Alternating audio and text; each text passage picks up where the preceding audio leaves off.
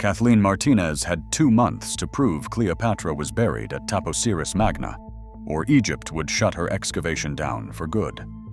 Zahi Hawass, the most famous archaeologist in the world, had already ruled there was no evidence at all. Then, with roughly 1 hour left, her team hit something solid beneath the temple. That find kept the dig alive, and it eventually sent divers 40 feet under the Mediterranean, onto a stone floor no human hand had touched in 2,000 years. She still has not found the tomb, but what she has pulled from that ground may matter more. Here is the evidence, the enemies, and how close she really is. The proof that something real was waiting under that temple came almost immediately. In 2005, in her very first season, Martinez's team uncovered a foundation plate inscribed in Greek and hieroglyphics.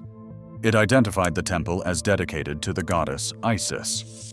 Weeks later, the ground gave up hundreds of bronze coins. They carried the face and the name of Cleopatra VII. A site the textbooks had dismissed as a minor ruin had just produced the queen's own currency, and the woman holding it had never taken a single university course in Egyptology. To understand how she got there, we need to go back to an argument at a dinner table in Santo Domingo. Kathleen Teresa Martinez Berry was born in 1966 in the Dominican Republic. Her father, Fausto Martinez, was a professor of law who owned one of the largest private libraries in the Caribbean. She graduated law school as a teenager and spent nearly 20 years as a criminal attorney. Into 1990, during a discussion of Shakespeare's Antony and Cleopatra, her father and his friends dismissed the Egyptian queen as a footnote, a seductress who lost. Martinez disagreed, and the disagreement never let her go. She began treating the missing tomb the way a defense lawyer treats a cold case. She read the ancient sources, Strabo and Plutarch, the way she read witness statements. She asked one question the field had stopped asking. If Cleopatra saw herself as the living embodiment of the goddess Isis, where would her priests bury a goddess? Not in a palace district, in a temple of Isis and Osiris. Martinez drew up a list of 21 sites in Egypt connected to the Isis and Osiris tradition. One by one, she ruled them out until a single candidate remained. Taposiris Magna, a ruined temple platform about 30 miles west of Alexandria, founded under Pharaoh Ptolemy II around 280 BC. The name itself translates as the Great Tomb of Osiris. In 2002, she flew to Egypt to see it. An immigration officer looked at her Dominican passport and mocked it as a Mickey Mouse document. 3 years later, that same outsider held an official excavation license, signed off by the man who would become her most famous critic. She financed the first season herself, and that first season produced the Isis plate and the coins. By 2008, the finds were getting harder to dismiss. Her team recovered an alabaster head and 22 bronze coins struck with Cleopatra's portrait. In 2010, came a headless black granite statue of a Ptolemaic king, the temple's original gateway, and a necropolis behind the walls where Greco-Roman mummies lay buried, facing the temple, the way believers orient themselves toward something holy. Hawass himself, standing at the site in those years, told reporters the burials hinted at the presence of a significant royal personality. For a moment, the establishment and the outsider seemed to be digging toward the same answer. That moment did not last, because the same man who signed her license was about to become the loudest voice telling the world she was wrong. Zahi Hawass is not a minor skeptic. He is the former Minister of Antiquities, the public face of Egyptian archaeology for a generation, and his verdict on Taposiris Magna is blunt. There is no evidence at all, he says, that Cleopatra's tomb could be there. His reasoning rests on doctrine. The Egyptians, he argues, never buried their dead inside a temple. Temples were for worship, not for graves. In his view, Cleopatra lies where she died, beside her palace in Alexandria, in the royal quarter that earthquakes dropped into the sea. Asked whether the tomb might simply never be found, Hawass answered with one word: yes, he is not alone.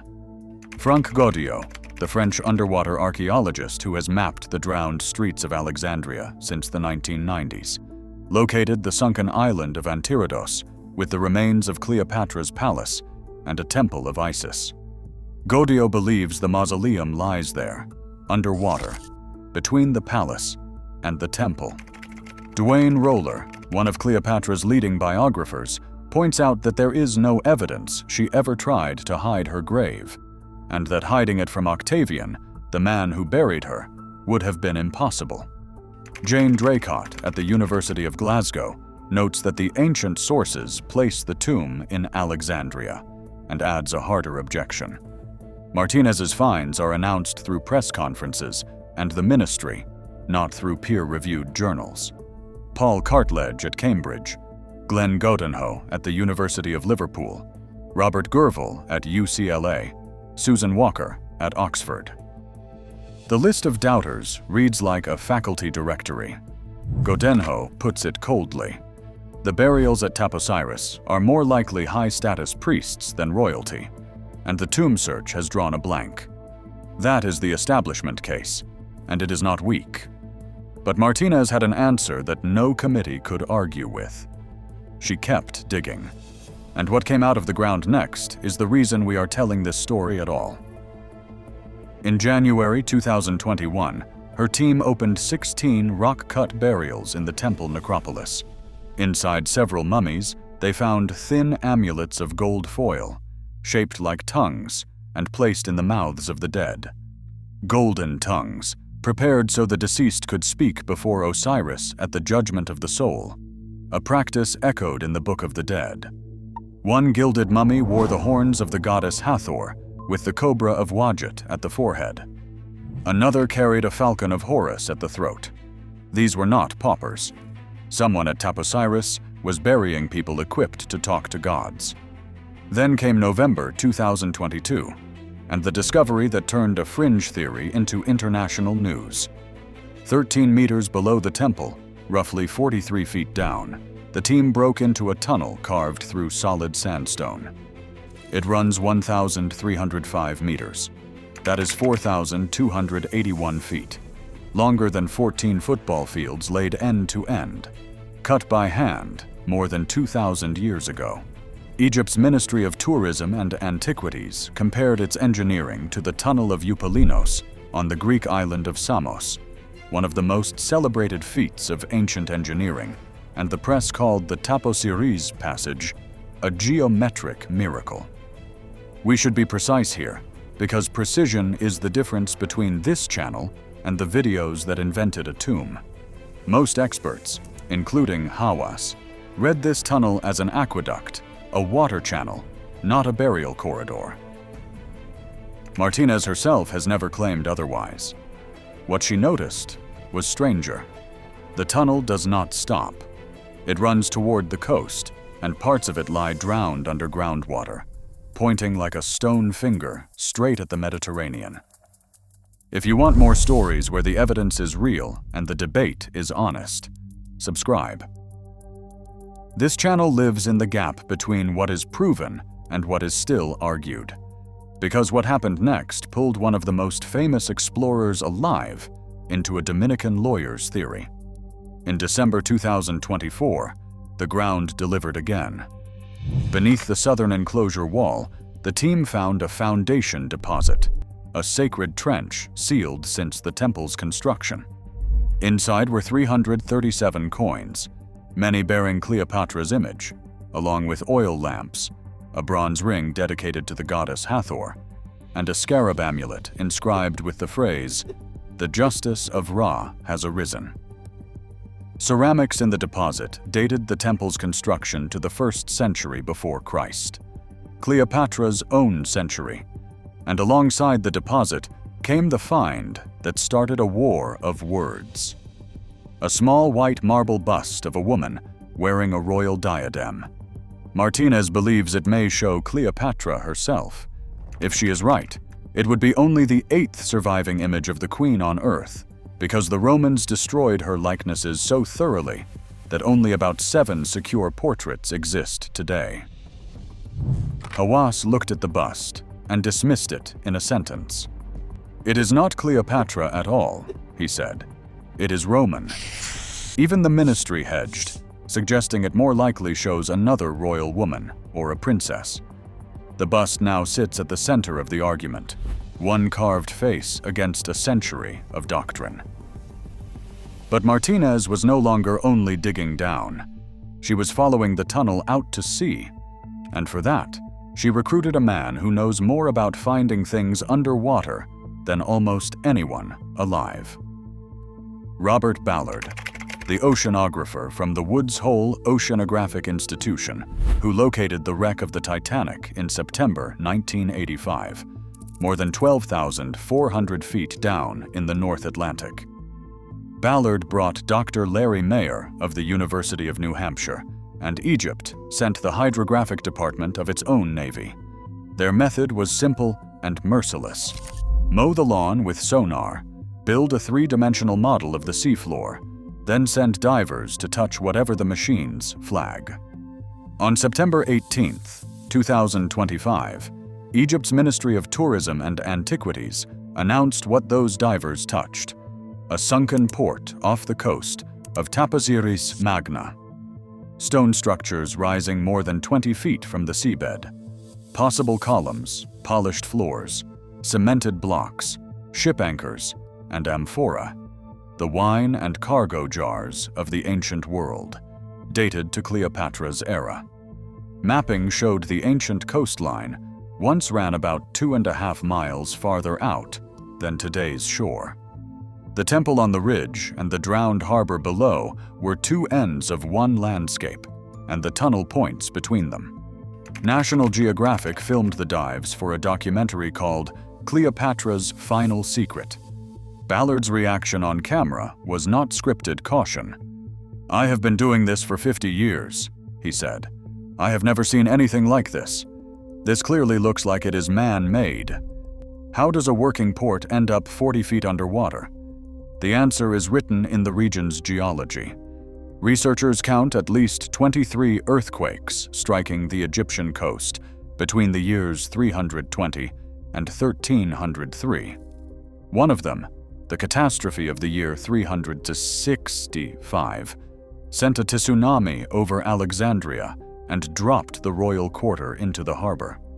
The same slow violence that drowned Cleopatra's palace drowned the port of Taposiris, which means the establishment argument and Martinez's theory now share an uncomfortable fact. Whatever the truth is, part of it is underwater. So where does that leave the case? Let us be the video that says it plainly. After 20 years, there is no sarcophagus. There is no body. There is no inscription bearing Cleopatra's name.